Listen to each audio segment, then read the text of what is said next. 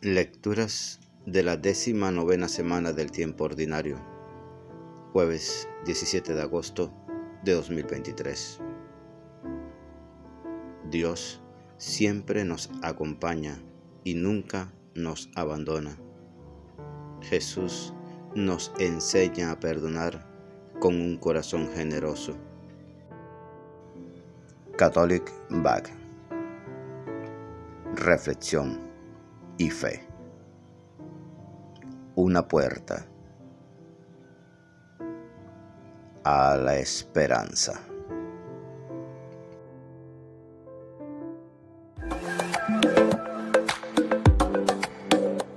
Gracias por suscribirte. Y por favor, comenta el Evangelio. Del libro de Josué, capítulo 3, versículos 7 al 10a, 11, versículo 13 al 17. En aquellos días el Señor dijo a Josué: Hoy mismo voy a empezar a engrandecerte ante todo Israel, para que vean que estoy contigo, como estuve con Moisés. Tú dales esta orden a los sacerdotes, portadores del arca de la alianza. En cuanto lleguéis a tocar el agua de la orilla del Jordán, deteneos en el Jordán. Josué dijo a los hijos de Israel: Acercaos aquí a escuchar las palabras del Señor, vuestro Dios. Y añadió: Así conoceréis que el Dios vivo está en medio de vosotros, y que va a expulsar ante vosotros a los cananeos. Mirad, el arca de la alianza del dueño de toda la tierra va a pasar el Jordán delante de vosotros. Y cuando las plantas de los pies de los sacerdotes que llevan el arca del Señor, dueño de toda la tierra, pisen el agua del Jordán, la corriente de agua del Jordán que viene de arriba quedará cortada y se detendrá, formando como un embalse.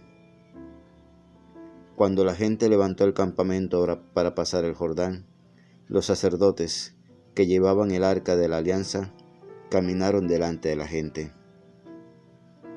En cuanto los portadores del arca de la alianza llegaron al Jordán, y los sacerdotes que la portaban mojaron los pies en el agua de la orilla, el Jordán baja crecido hasta los bordes todo el tiempo de la siega. El agua que venía de arriba se detuvo y formó como un embalse que llegaba muy lejos, hasta Adán, un pueblo cerca de Sartán, y el agua que bajaba hacia el mar de la Arabá, el mar de la sal, quedó cortado del todo. La gente pasó el río frente a Jericó.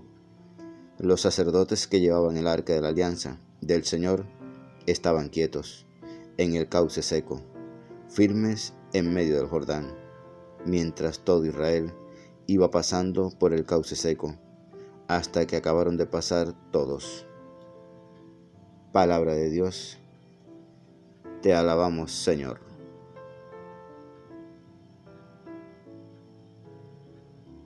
Salmo 113. Aleluya.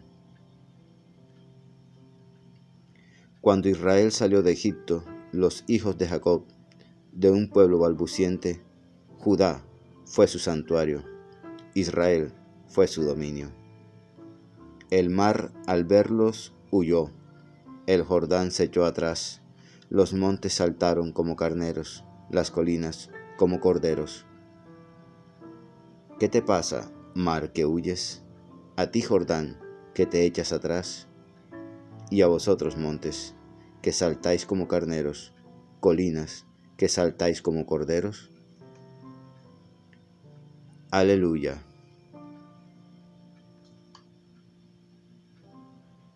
Lectura del Santo Evangelio según San Mateo, capítulo 18, versículos 21, capítulo 19, versículo 1. Por la señal de la Santa Cruz de nuestros enemigos, líbranos, Señor Dios nuestro. En el nombre del Padre, del Hijo y del Espíritu Santo. Amén. En aquel tiempo, acercándose Pedro a Jesús, le preguntó: Señor, si mi hermano me ofende, ¿cuántas veces tengo que perdonarlo? ¿Hasta 7 veces? Jesús le contesta: No te digo hasta 7 veces, sino hasta 70 veces 7. Por esto, se parece el reino de los cielos a un rey que quiso ajustar las cuentas con sus criados. Al empezar a ajustarlas, le presentaron uno que debía 10,000 talentos. Como no tenía con qué pagar, el Señor mandó que lo vendieran a él con su mujer y sus hijos, y todas sus posesiones, y que pagara así. El criado, arrojándose a sus pies, le suplicaba diciendo: Ten paciencia conmigo, y te lo pagaré todo. Se compadeció el Señor de aquel criado y lo dejó marchar, perdonándole la deuda. Pero al salir, el criado aquel encontró a uno de sus compañeros, que le debía 100 denarios, y agarrándolo lo estrangulaba diciendo: Págame lo que me debes. El compañero, arrojándose a sus pies, le rogaba diciendo: Ten paciencia conmigo y te lo pagaré. Pero él se negó y fue y lo metió en la cárcel hasta que pagara lo que debía. Sus compañeros, al ver lo ocurrido, quedaron consternados y fueron a contarle a su señor todo lo sucedido. Entonces el Señor lo llamó y le dijo: Siervo malvado, toda aquella deuda te la perdoné, porque me lo rogaste. ¿No debías tú también tener compasión de tu compañero, como yo tuve compasión de ti? Y el Señor, indignado, lo entregó a los verdugos hasta que pagara toda la deuda. Lo mismo hará con vosotros mi Padre celestial, si cada cual no perdona de corazón a su hermano. Cuando acabó Jesús estos discursos, partió de Galilea y vino a la región de Judea, al otro lado del Jordán. Palabra del Señor. Gloria a ti, Señor Jesús. Ven, Espíritu Santo, ven por medio de la poderosa intercesión del Inmaculado Corazón de María, tu amadísima esposa. El río Jordán es el límite natural de Palestina por el este. El paso del Jordán es la entrada a Palestina, como el paso del Mar Rojo fue para los hebreos la salida de Egipto. Los dos acontecimientos, ambos milagrosos, se unen en una misma significación. Los hebreos pasan por las aguas para nacer a su vida nueva de pueblo de Dios. En estos hechos vemos como la imagen del bautismo. Se cuajaron las aguas formando como una represa, un embalse, muy lejos de aquel lugar. 2 o 3 veces en los últimos siglos se produjeron semejantes derrumbes de terrenos en el valle del Jordán, más arriba de este sector, que dejaron seco el río por espacio de algunas horas, hasta que la corriente venció el obstáculo. Así pues, el milagro consiste en que esto haya sucedido en el momento en que Josué, con el pueblo, esperaba que Yahvé les diera el paso, para cumplir una promesa increíble. Dios se vale de todo. Los israelitas no sabían mucho de religión, pero sí cada lugar de su país les recordaba que Dios era el Salvador de su pueblo. Josué establece su campamento en Gilgal. De ahí organiza sus asaltos y lo vemos volver a Gilgal después de cada victoria, antes que se reúnan las fuerzas cananeas. Los que pasaron el Jordán en tiempos de Josué, la mayoría de las veces penetraron pacíficamente. Con sus tiendas de campaña y sus rebaños, se instalaron en los cerros, entre las ciudades fortificadas de los cananeos, dejándoles las llanuras donde tenían mayor organización. Vivieron al lado de los agricultores y se relacionaron con ellos. Los habitantes de Canaán eran más ricos y con una cultura superior. muchos israelitas adoptaron sus usos y sus dioses, corriendo el riesgo de desaparecer como pueblo. Los que salvaron a Israel fueron los más valientes, que junto a Josué decidieron conquistar el país. Nos repugnan las violencias que cometieron. Ellos, sin embargo, cumplían con los medios de esa época, el designio de Dios. Las ciudades y reyes de Canaán no eran más que jefes locales, eran muy desunidos. Contra ellos, Josué organizó una serie de golpes y asaltos, con los que mantuvo la conciencia nacional de Israel, y empezó la lenta conquista del país, que solamente se iba a concluir 2 siglos más tarde, gracias al rey David. Hasta 70 veces 7.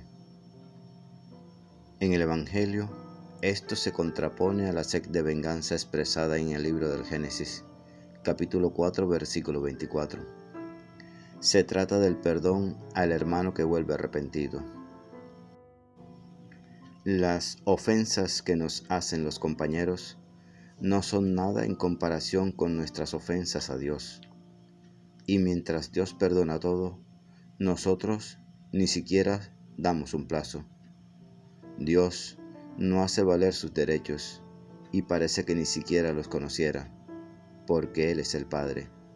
En cambio nosotros, al hacer valer nuestros derechos, nos portamos como siervos malos.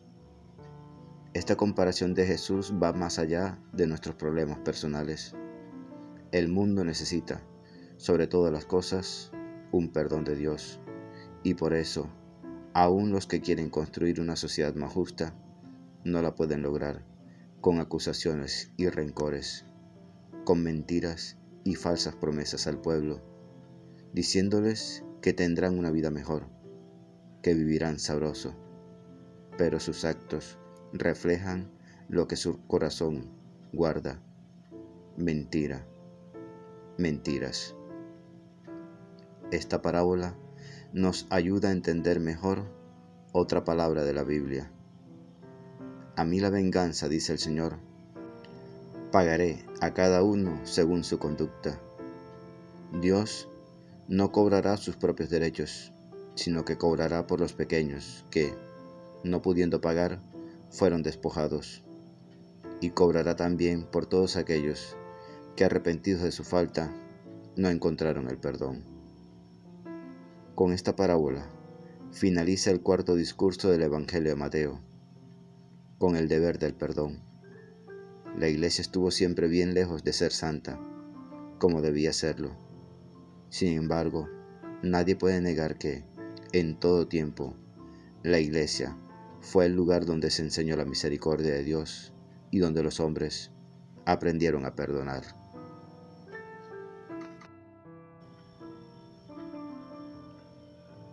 Señor, te pido perdón por mis faltas. Día a día te ofendo, me olvido de ti, no te doy el lugar que mereces. Enséñame, Padre, a perdonar, a tener un corazón atento hacia los demás. Amén. La lectura diaria del Evangelio es un encuentro con Jesús. La Sagrada Biblia no es un libro que hable de Dios, es un libro donde Dios nos habla a cada uno de nosotros. Atrevámonos a entrar en esa conversación. Dios les bendiga grandemente y el Espíritu Santo les ilumine en todo momento y en todo lugar. Amén, amén y amén.